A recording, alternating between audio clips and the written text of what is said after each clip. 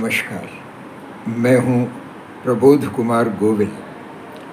आज मैं आपसे बात करना चाहता हूँ उन फिल्मकारों के बारे में और उन फिल्मों के बारे में जो बनने के बाद दर्शकों द्वारा या तो बेहद सराही जाती हैं या फिर नकार दी जाती हैं। और कभी कभी तो ये देखकर बड़ा आश्चर्य होता है कि बहुत मेहनत से बनाई हुई फिल्म, लगन से बनाई हुई फिल्म, पैसे से बनाई हुई फिल्म बिल्कुल भी बिजनेस या व्यापार नहीं कर पाती।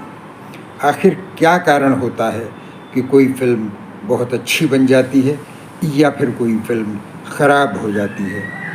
कहते हैं कि ये फिल्म तो बेकार है। ये एक ऐसा सवाल है जिसका जवाब दिया जाता है, दिया जाना चाहिए, लेकिन फिर भी कोई स्पष्ट उत्तर या ऐसा सही उत्तर, इसका समाधान ऐसा नहीं है जिससे कोई भी फिल्मकार, क्योंकि आप सोचिए कि यदि ऐसा हो तो कोई भी फिल्मकार ख़राब फिल्म क्यों बना ले।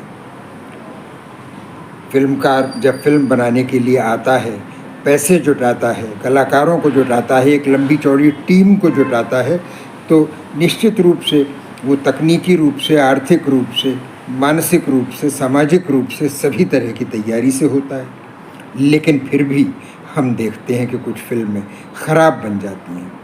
तो आइए पहले तो ये देखें कि क्या कारण होते हैं किसी फिल्म के ख़राब हो जाने के। पहला, इसमें कोई क्रम देने की बात नहीं है, पहला, दूसरा, तीसरा नहीं। एक कारण मैं बताता हूँ आपको कि कई बार किसी भी कारण से फिल्म में बहुत लंबा समय लग जाता है। इसका प्रभाव फिल्म के ऊपर, फिल्म के परिणाम के ऊपर पड़ता है।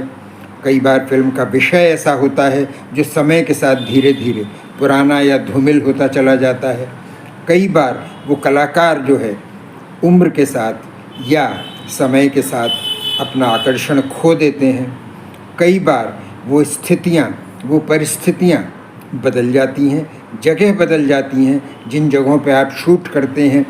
कोई फिल्मकार अच्छी से अच्छी लोकेशंस चुनकर वहाँ फिल्म बनाने जाता है, लेकिन वो जगह धीरे धीरे अपना आकर्षण खो देती है। और कई बार ऐसा होता है कि यदि आपकी फ़िल्म बनने में ज़रूरत से ज़्यादा समय लग रहा है, चाहे वो पैसे की कमी हो, चाहे और कोई कारण हो, तो आपकी फ़िल्म अंततः दर्शक को ये लगने लगता है कि इसमें आकर्षण नहीं है। और क्योंकि दर्शक उसे अब देख रहा है तो वो ये नहीं कहेगा कि आकर्षण कम हो गया, क्योंकि वो फिल्म जब कलाकारों के जेहन में आई थी, फिल्मकार के जेहन में आई थी, निर्माता निर्देशक के जेहन में आई थी, तब वो शायद ऐसी नहीं थी, उसका कोई और स्वरूप होता।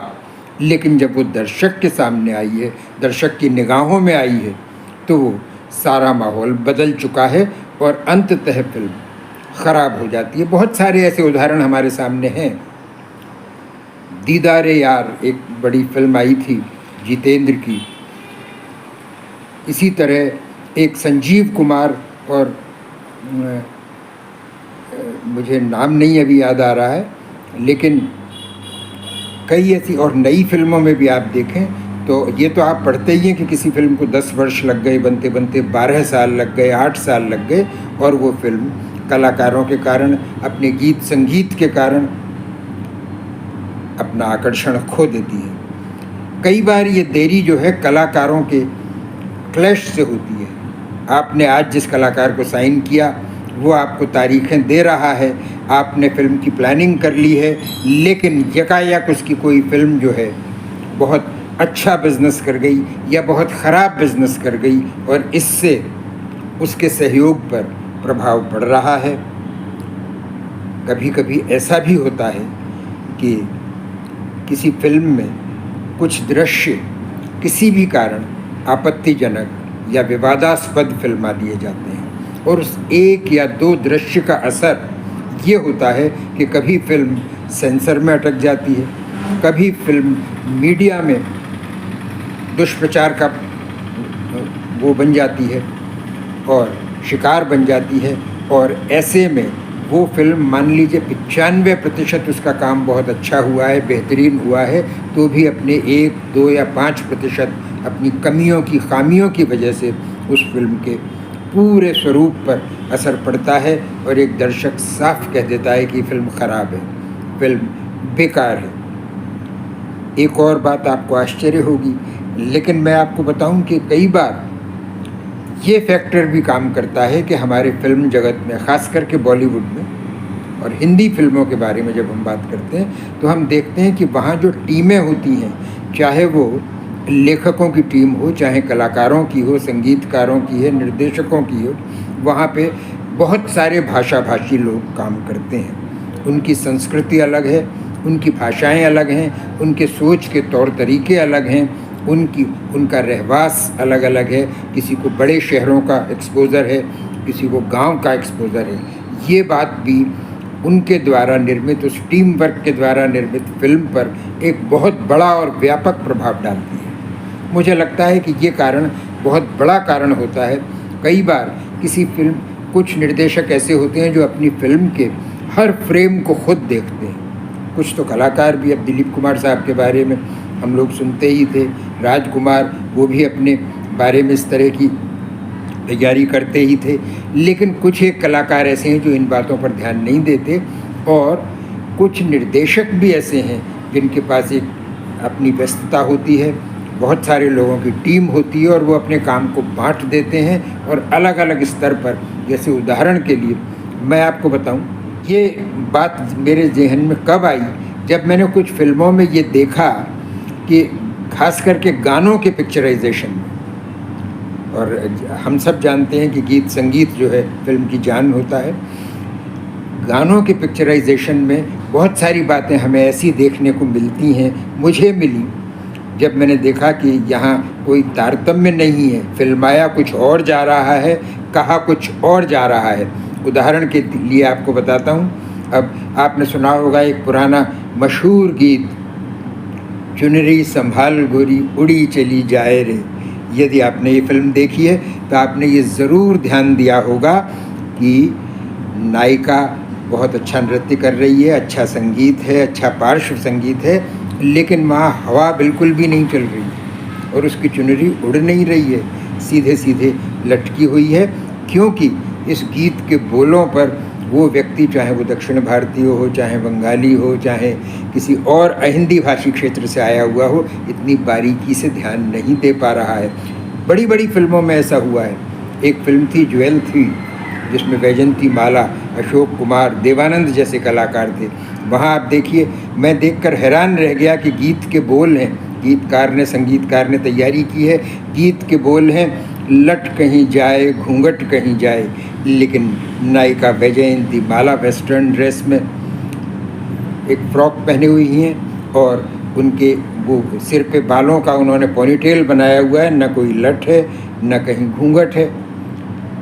पता नहीं कैसे इस तरह की गलतियां हो जाती हैं। एक और मुझे ध्यान आ रहा है, कांधे से हटा लो सर अपना, ये प्यार मोहब्बत रहने दो, और यकीन मानिए नायिका का या नायक का कांधे पर सिर है ही नहीं। ऐसे में दर्शक जब देखता है तो दर्शक भी, उसकी भी तंद्रा, उसकी भी तन्मयता टूट जाती है। उसे लगता है कि ये फिल्म में जो भी कुछ हो रहा है, और ये तो मैंने केवल उदाहरण आपको गीतों का दिया है, ऐसे ही बड़े बड़े दृश्यों में, संवादों में भी ऐसा होता पाया जाता है। ये भी एक कारण होता है कि भाषा को ठीक से न समझने या संवाद और पटकथा के कसे हुए रूप में न लिखे हुए होने का असर भी ख़राब फिल्म बना देता है। और ख़राब फिल्म, क्योंकि आप खुद सोचिए कि जिस तरह धन आज लगाया जा रहा है, जिस तरह फिल्मों का प्रचार किया जा रहा है, बहुत सारी फिल्में, मुझे ये कहने में कोई संकोच नहीं है कि आज की फिल्में जो है कभी भी इस तरह नहीं आंकी जाती कि किसमें अभिनय अच्छा है, किसमें कहानी अच्छी है। फिल्म इस तरह आंकी जा रही है कि कौन सी 100 करोड़ का बिजनेस कर गई, किसने 200 करोड़ का किया, किसने 300 करोड़ का किया।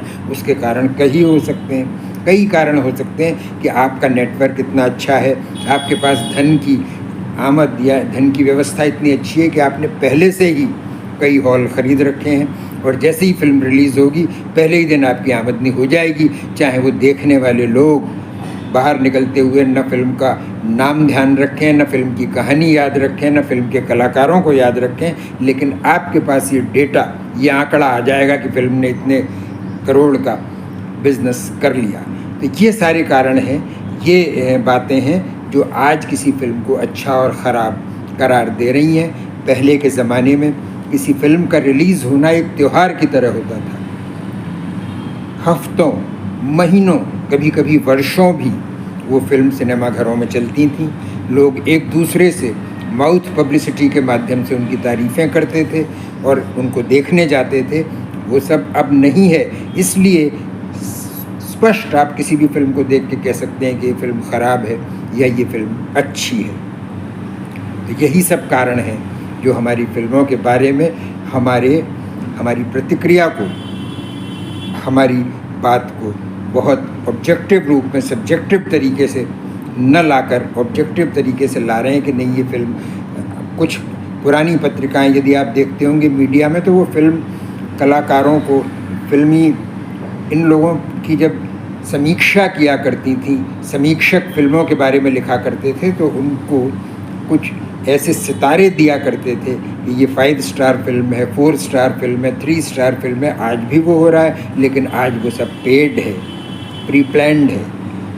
फिल्म किसी ने नहीं देखी, लेकिन फिल्म को 5 सितारे 4 सितारे मिल चुके हैं, उसके विज्ञापन में ही वो आ चुके हैं, उसके पोस्टरों में ही आ चुके हैं। ऐसे में जब दर्शक देखता है कि जो वो वास्तव में पर्दे पे दिखाई दे रहा है उसमें और जो पब्लिसिटी देखकर वो आया है उसमें ज़मीन आसमान का अंतर है, तो उसका मन फिल्म से हट जाता है और वो कह देता है कि ये फिल्म अच्छी नहीं है। तो यही कुछ कारण हैं जो किसी फिल्म को अच्छा या ख़राब कह देते हैं। एक और बात अंत में मैं ये कहूँगा आपसे कि किसी एक व्यक्ति के लिए अच्छी फिल्म सबके लिए अच्छी नहीं होती, नहीं हो सकती। एक ख़राब फिल्म भी इसी तरह सबके लिए ख़राब नहीं होती, क्योंकि बहुत बड़ी जनसंख्या के साथ हिंदी फिल्मों के बहुत सारे दर्शक हैं, देखने वाले हैं। तो कोई न कोई कहीं न कहीं किसी न किसी तरह फिल्म को पसंद भी कर लेता है और नापसंद भी कर लेता है। इसलिए ये बहुत महत्वपूर्ण नहीं रहा कि कौन सी फिल्म अच्छी है, कौन सी फिल्म ख़राब है। बस पैमाना आज मीडिया के सामने तो कम से कम यही है कि किस फिल्म ने कितनी कमाई की, उनकी दृष्टि में वही फिल्म अच्छी है।